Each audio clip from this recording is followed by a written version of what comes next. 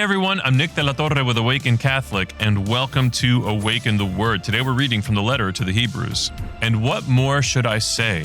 For time would fail me to tell of Gideon, Barak, Samson, Jephthah, and David, and Samuel, and the prophets, who through faith conquered kingdoms, administered justice, obtained promises, shut the mouths of lions, quenched raging fire, escaped the edge of the sword, won strength out of weakness, became mighty in war, put foreign armies to flight. Women received their dead by resurrection. Others were tortured, refusing to accept release in order to obtain a better resurrection. Others suffered mocking and flogging, and even chains and imprisonment. They were stoned to death. They were sawn in two. They were killed by the sword. They went about in skins of sheep and goats, destitute, persecuted, tormented, of whom the world was not worthy. They wandered in deserts and mountains and in caves and holes in the ground. Yet all these, though they were commended for their faith, did not receive what was promised, since God had provided something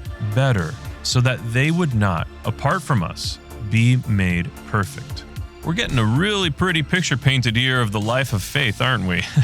Yes, amazing things are possible in and through a relationship with God and serving Him, but also great suffering too is possible, and I would say even probable. The key here is the very last line of today's passage. It was the way in which God knew how to make those people who would suffer perfect. The implication being that if they had not suffered in the ways in which they did, they would not become perfect.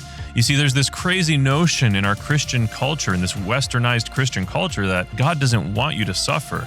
And frankly, I don't think that's even remotely the case. I think that suffering is absolutely a viable path towards our sanctification. It is something that God uses all the time. And that's exactly what St. Paul is getting at in today's letter.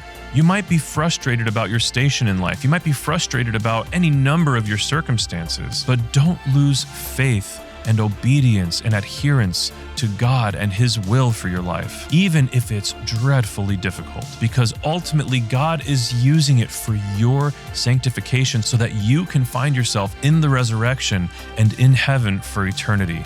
God only ever allows to happen to us what is ultimately best for us, even when we are totally oblivious to the good work being done in the midst of those challenges. My invitation to you is to not despair, but stay steadfast and even joyful in the faith. I have been Nick.